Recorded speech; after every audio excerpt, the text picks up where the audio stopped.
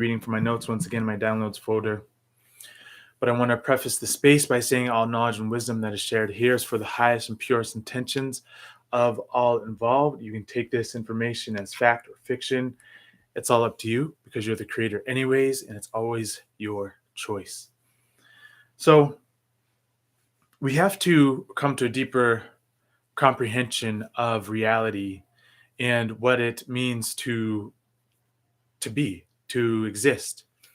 Exist means exeostance, which actually means to stand outside of oneself.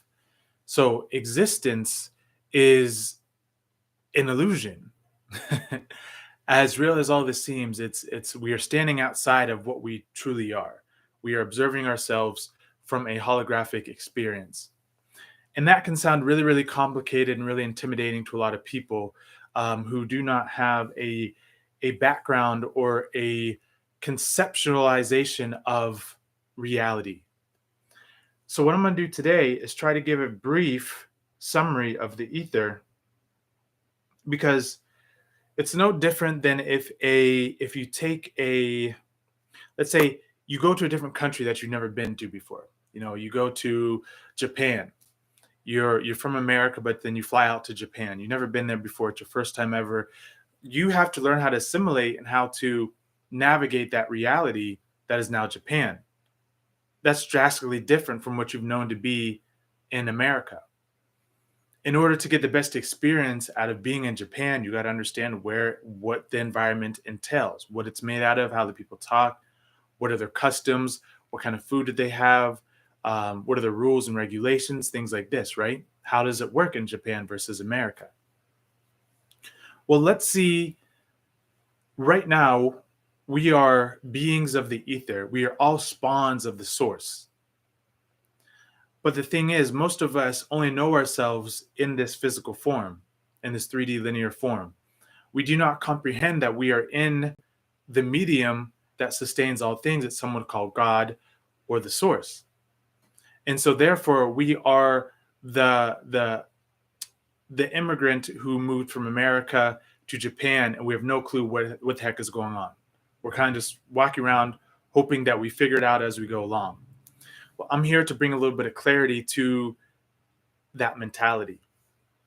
The ether is the primordial solution of all things. It is the principle that sustains all things, that everything arises from and moves back into. It's the field of pure potential, everything. Timeless, spaceless, odorless, all this stuff.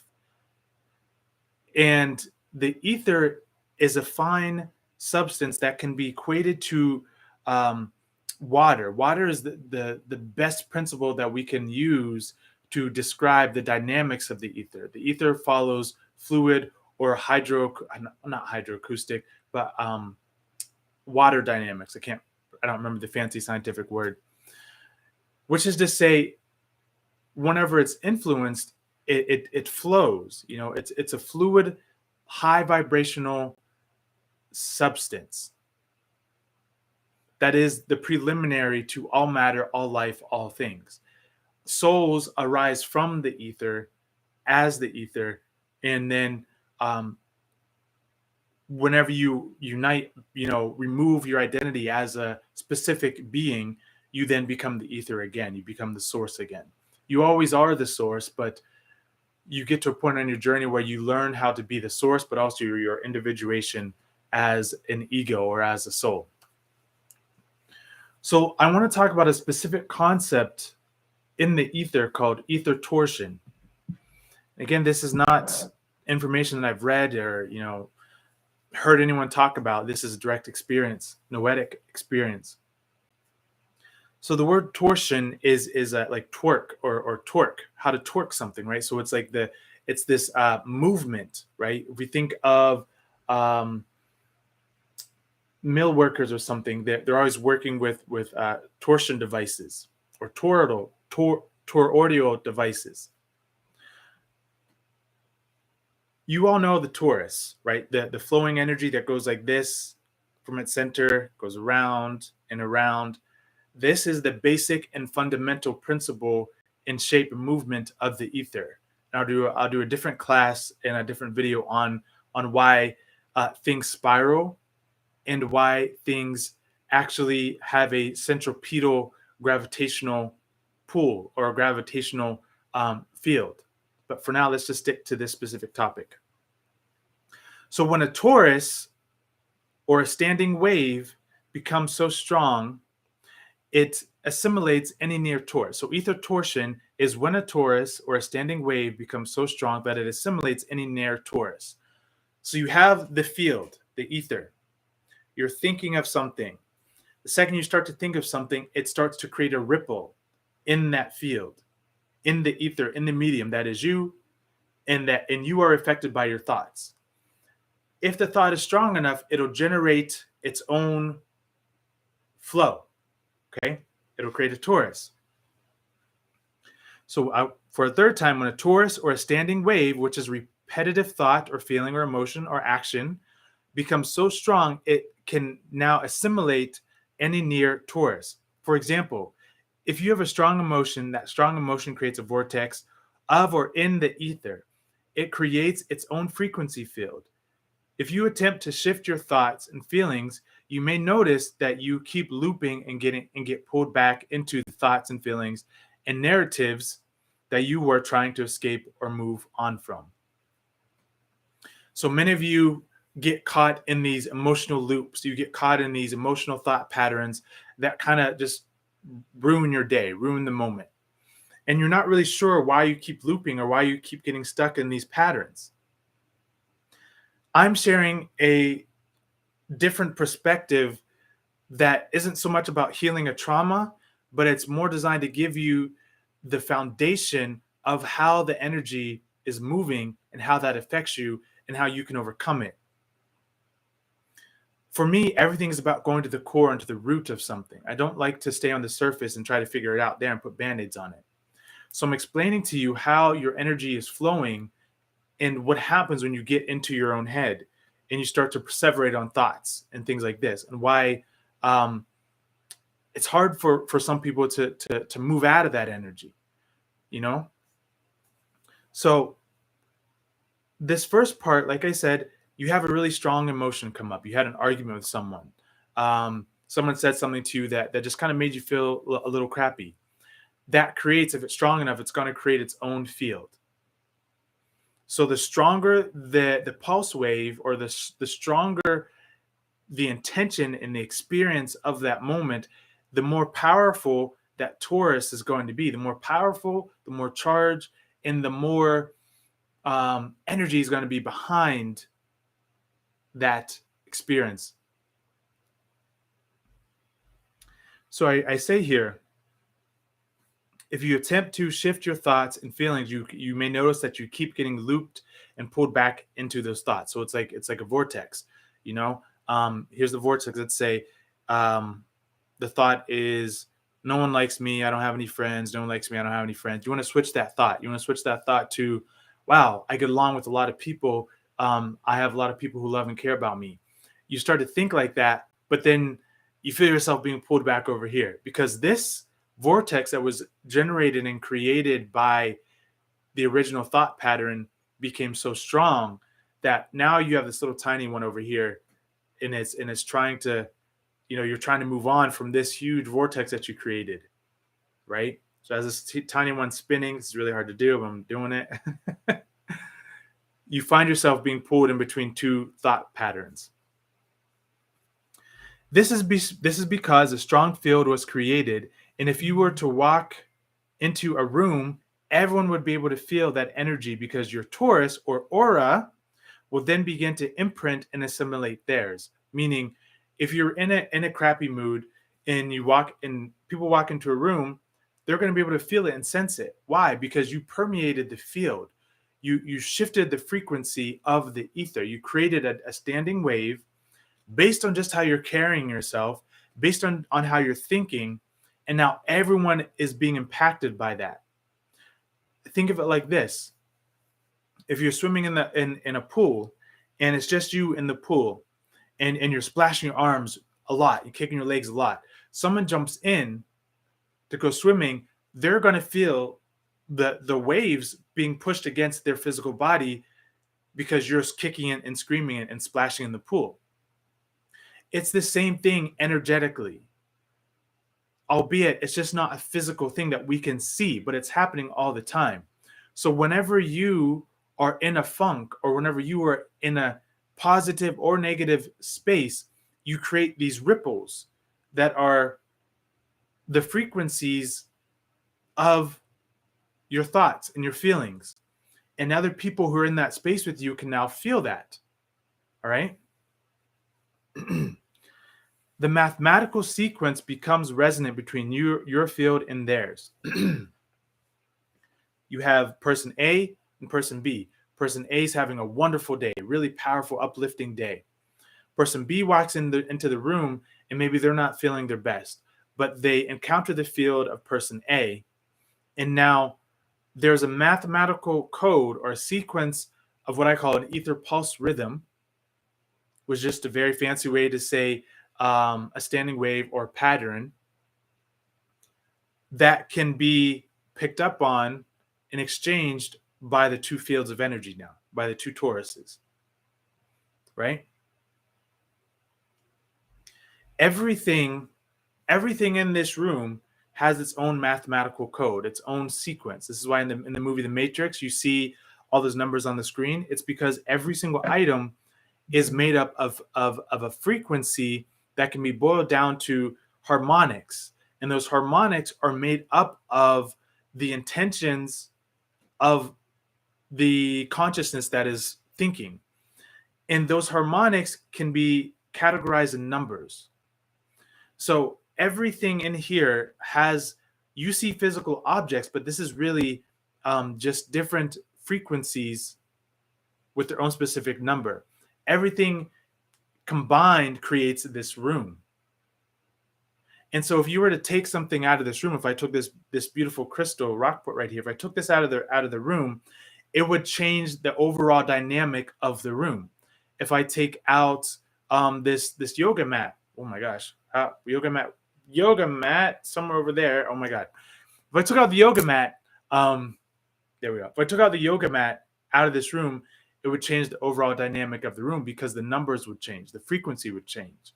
So everything interacts with everything else. And we interpret it through our brain as room or yoga mat or crystal. So when you walk into a room, you become part of the overall environment, the overall medium or average of that room. That's why whenever you change your frequency or your vibration or your thoughts, your environment changes as well. It begins to reflect the dominant frequency in the room.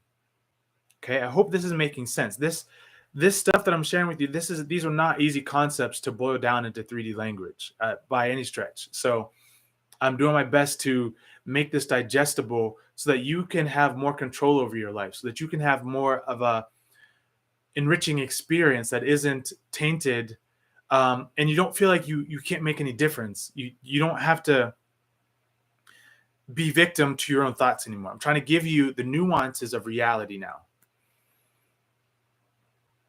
So I'll read this sentence again.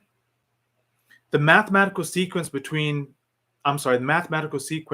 resonant between your field and theirs, right? So we just talked about that.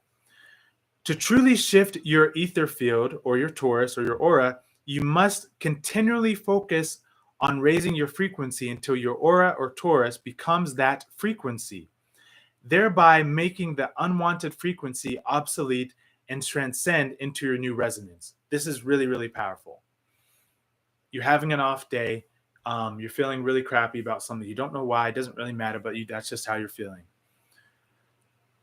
Those feelings create frequency harmonics, which is, again, the waveforms or the pulses in the ether that, let's say it goes like this. It creates a pattern. If you do this pattern enough, it's going to become a standing wave and turn into a solid thing. Okay? So to shift from one really strong torus into another reality is to become this other reality. You can't continue to get pulled into this. You have to be aware that this is real. You have to be aware that you had a tough day. You have to be honest with yourself and say, I'm feeling like shit right now. Okay, I will offer no resistance to that. The second you accept it, it actually starts to dissipate because you're no longer associating yourself with that crappy emotion, thought, or feeling or experience. You're simply saying, yes, that's true. Point blank, period. It happened. That's how I feel. When you do that, you send a message, you create a different pulse rhythm because you've switched your mind now. You've generated a different idea or a different thought now. And so just that thought of, okay, I accept this, creates the experience of letting it go, therefore generates a different dynamic in the ether now. Okay? Your job is to focus on the thing that you would like to experience only. And I can use this example. One time it was raining here, and I didn't want it to rain anymore. So I went into meditation, and I just began to focus on blue skies and just really feeling and being in that experience of no rain, right? And I started to get frustrated because all I could feel was the rain falling, falling, falling, falling. And I realized, well, this is in the past. I know I feel the rain hitting my skin, but this is an experience generated by the earth, the people on the earth, that brought about rain. And I realized that the more I push against not wanting it to be there, the more it's going to be there. So I knew I had to live and create from a different space that wasn't physical. And I realized that the non-physical is what creates the physical. So I simply focused on it not raining, and I ignored the immediate feeling in front of me. I completely ignored what was happening in front of me in the physical realm. I ignored it.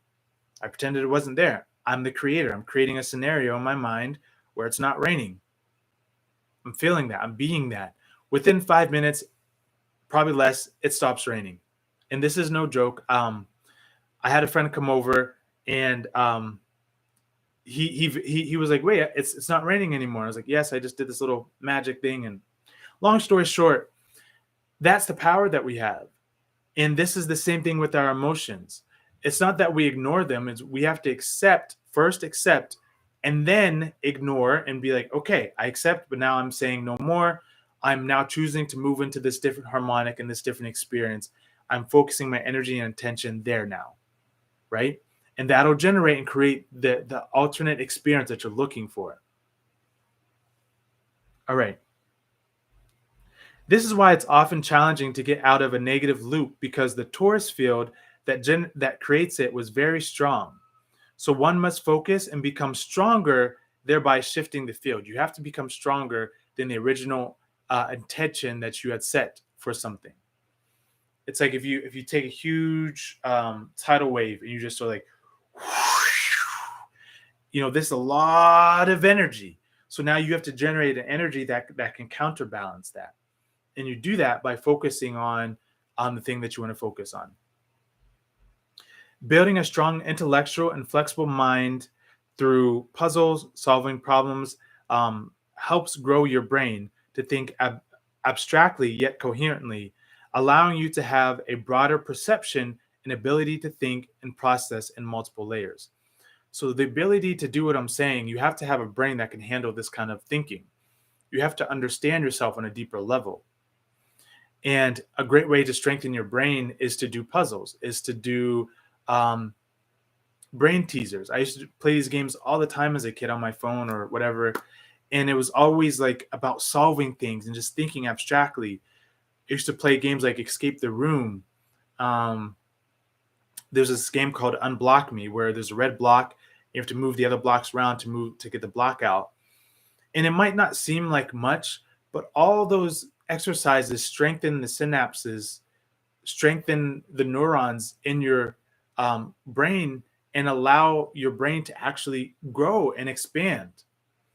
And that becomes pivotal for the spiritual journey as you're learning to move between feelings and emotions and different concepts of reality. You can now hold different modalities at once. And what you'll find is you don't that there's really no contradictions. One thing only defines the other. You start to see that they all actually are intermingled into one group called reality, and you have the ability to shift from yes to no to whatever you want to do, right? Because you're more expanded now. So I write here, it's the base program foundation. Just like in sports, you don't go straight into the game. You work your body during different exercises that will then be used for more specific tasks, right? So your ability to shift from states of mind, you have to have the hardware in order to do that. It means you have to be able to think in more abstract ways. You can't just expect to be love and light and just like expect things to unfold.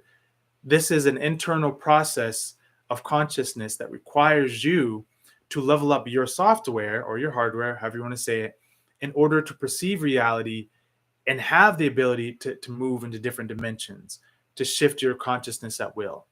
For me, the emotions are a big part of it, but they're just they're like the signpost that says, hey, this is what's going on. Do you want a different experience? You know, yes or no?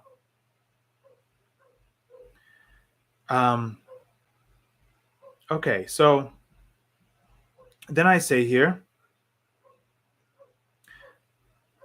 we can't go from I'm awake out of the blue to then comprehending the depths of reality without the mental muscles to actually perceive, integrate, and interpret that reality.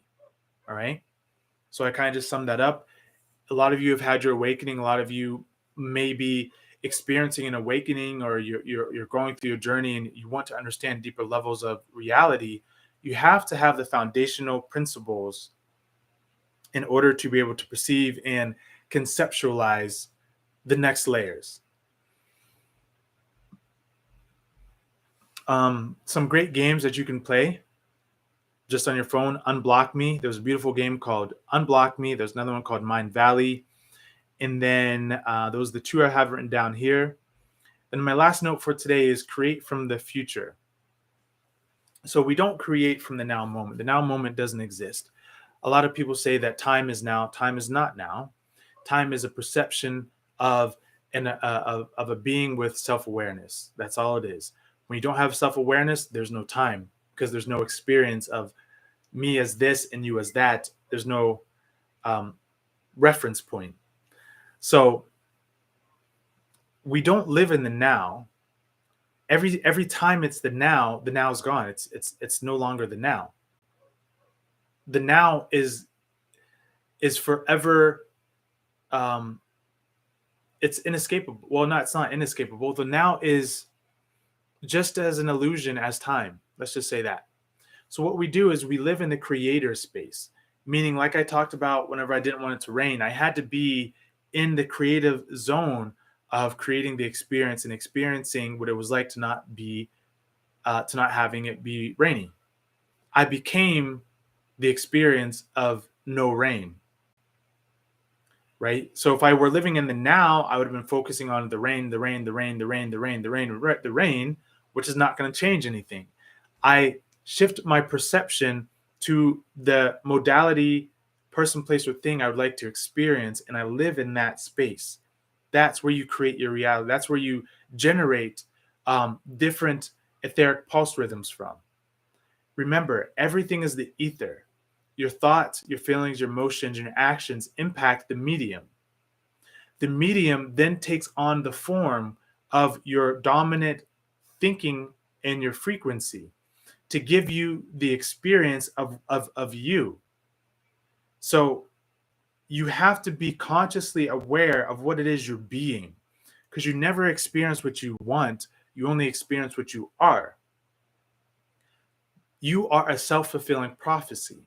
So your life is an expression of what you are, not what you want. If you desire a different feeling, emotion, or outcome, you must first be that outcome. How do you be an outcome that you can't physically experience yet? Because nothing happens physically that does not happen non-physically first. So you have to create the templating within yourself through your thoughts and your feelings and your focus that gives the etheric rhythm, creates that torus field that then turns into standing wave, that then harmonizes and solidifies and gives you the experience of what it is you desire. This is the secrets, and this is the principles of ether physics. This is what I teach. It's what I'm really, really good at, and it's what I'm here to share with humanity. So, as I did the other day, save a few minutes for questions or insights before I hop off. But I hope this makes sense. I hope this gives you a sense of wellness, of well-being, of being grounded, because you now comprehend that it's really all up to you. You're the magician. You know, you have the magic wand. You are the magic wand. Thank you for being active on YouTube lately. Since I'm taking a break from Instagram, I was sad I wouldn't see your stuff. Yeah, you're welcome.